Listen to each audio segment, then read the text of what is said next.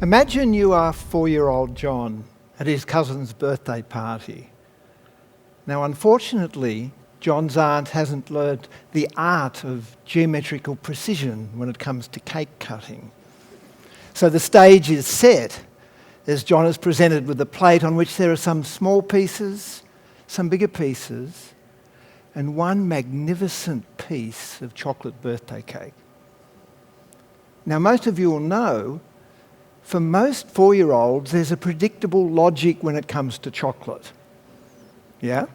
Chocolate is good, more chocolate is betterer. Biggest piece of chocolate cake is bestest. So as you'd expect, young John reaches out and takes the biggest piece. Now, I suspect some of you know how this story is going to end. All hell breaks loose. You bad boy, why did you take the biggest piece? You should have left it for somebody else. Nobody likes a greedy boy. This, accompanied with a sharp slap and an angry voice, cuts deeply. So how does young John make sense of an experience like that? Well, more about that later. But first, here's a radical idea. What if we are just our stories? And what if our stories drive our actions outside of our conscious awareness? Because you see, as humans, we're sense-making beings, and we make sense of ourselves and other people and the world around us through our stories. Now, in case you think this is maybe just a crazy idea that I've dreamt up, let's look at what some of the research is saying. Aided, abetted, and abetted by a magician, researchers in Sweden set up an experiment where they asked people to choose which of two faces they preferred from cards. But through sleight of hand, what they did was sometimes switch the cards, and they gave the people the face they'd actually rejected. And most people didn't pick up the switch. Notwithstanding that, when they were asked to explain why they'd chosen the rejected face, they immediately gave detailed reasons for their choice. So unconsciously, they'd made up unconscious reasons to explain the choice they hadn't actually made. And if that's not disturbing enough, hold on to your seats as we head off to Yale University. In this experiment, undergraduate students were taken into a room, and then shortly after that, the researcher arrived holding a cup of coffee in one hand and a bunch of papers in the other.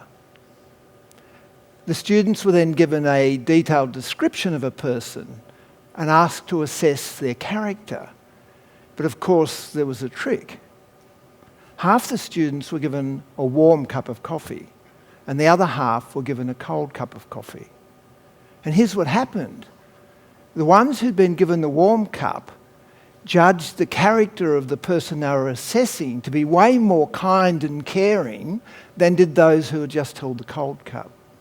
So unconsciously, both groups made up really different stories about the character of the person based on the warmth of the cup they were holding just before they did that assessment. And put simply, the research is now suggesting that we're not actually consciously in control of our thoughts and our feelings, and therefore the actions that follow from them. This is a confronting idea. But maybe we shouldn't be so surprised, because we know that there are lots of things we can't consciously control. You know, those New Year's Eve resolutions that keep coming back year after year till we don't even bother putting them on the list. If we really could consciously control everything, we would keep going to the gym, yes? We'd eat healthier food, we'd be less stressed, we'd have more life balance. And instead of avoiding those difficult conversations, we'd lean right into them. And I suspect some of these might resonate for you. So, if we don't have conscious control, are we a lost cause? Well, the good news is no. Because one thing we can take control over are the very hidden stories that drive us. Which sort of brings me right back to young John and the birthday cake. You see, I now know that that younger version of me made sense of that experience by making up and internalising a protective story. I must always give people what they want, or they'll get angry and I'll be punished. Then there was another story set up very early in life out of my awareness, which went, I must always be in control to be safe. And these stories created havoc. Unable to say no to people, I overcommitted. And then my need to be in control story stopped me delegating. Together, a perfect recipe for repeat episodes of burnout. And even though at the time I was an experienced mediator and very comfortable in supporting people with high emotions in conflict, when it came to my own close personal relationships, I'd run a mile from conflict, or I'd just give people what they wanted. Now here's the thing. We all have our own versions of these hidden stories, working behind the scenes in the background, trying to protect us from our fears. And even the most accomplished leaders in the world are not immune from this phenomenon. Because did you know that the research shows that at the top of the list of fears of CEOs of large multinational organisations is the fear of failure, the fear of being found out or not wanting. And I remember coaching a very senior leader who, unlike me, had no difficulty engaging with conflict. Her problem was that she tended to just go in boots and all.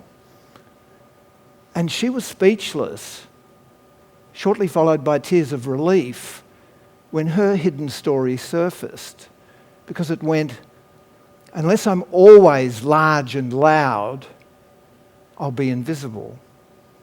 And here's the paradox, right? On the one hand, she really wanted to make a change and achieve her goal of engaging with conflict calmly and constructively. But on the other hand, she had this deep fear, paradoxical, that if she achieved that goal and was no longer large and loud, she'd be invisible. So if these stories are hidden from us, what can we do about them? Well, the first step is we need to bring them into our conscious awareness. And there are lots of resources to help us do this, including the process I detail in my book, Choose Your Stories, Change Your Life. And there's one thing you can do straight away. If you think you've got some of these hidden stories that are stopping you make a change that's really important to you, then you can do this. First, ask yourself what seems like a really crazy question. And that is, what's my greatest fear if I actually achieve this change? Then, when you surface the story that's trying to protect you from that fear, you can rewrite it. And that's what I had to do with my overprotective stories.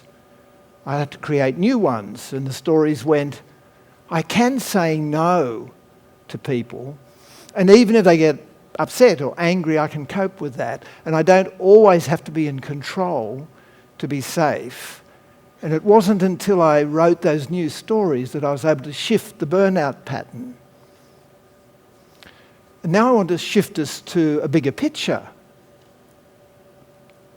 I was working recently with a senior executive team of an organisation that were committed to breaking down the silos in their organisation.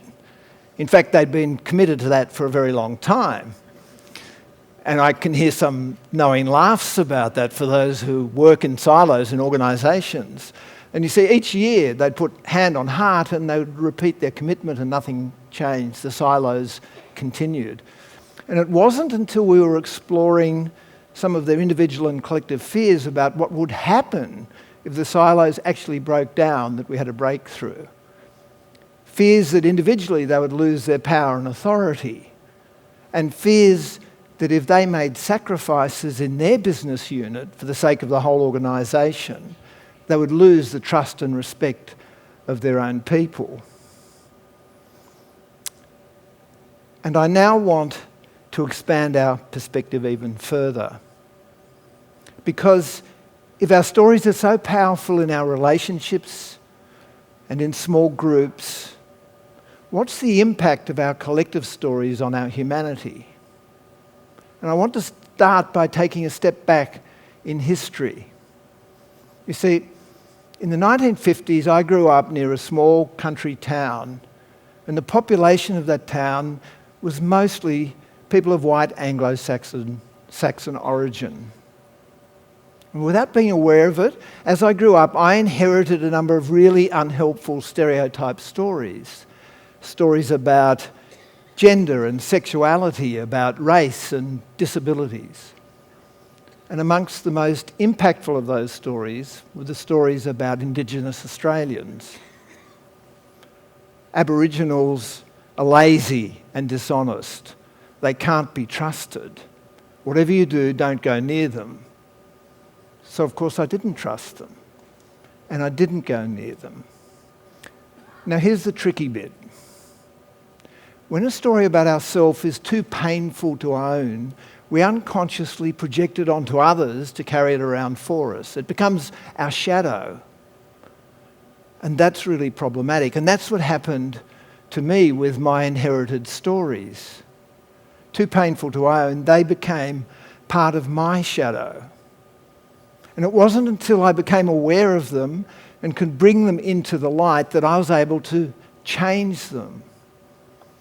And here I think lies the challenge and maybe the hope for us as human beings. Because as John Tarrant says, when we face our darkness, other people don't have to carry it around for us. And so how can we face our darkness? Well, in Australia, I believe we have to face the painful truth, the whole truth, of what happened to the first Australian nations after European settlement. And more generally, we've got to start asking different questions.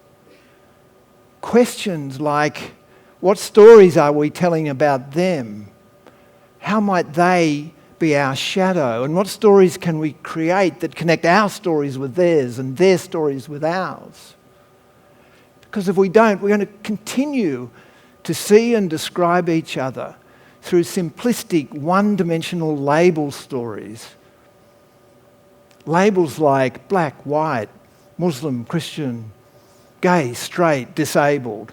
Labels that do linguistic violence to the rich complexity of who we are as human beings. Labels which are going to perpetuate violence and wars. And you see, this talk isn't about me. This talk is for my children and my grandchildren and their grandchildren. Because I hold deep concerns about the direction we're heading in. And I think we're at a critical point in human history where we have to make a choice. See, we can choose to march collectively towards a dystopian future driven by our old stories. Or we can create new life-giving stories, which is what a friend of mine, Petro, did on the morning of September 11, 2001. Frances was a relief teacher at Canterbury Girls High School when the planes flew into the Twin Towers. And her class had a lot of cultural diversity, including a number of girls of Muslim origin. When she came into class that morning, there was enormous tension in the air, and then the girls started calling out and yelling at each other. Your people did this. No, it was your people. It was you. No, it was you. And Frances intervened and she said, stop. These are not your stories. She then told them her story. She said, I was born into a Greek family.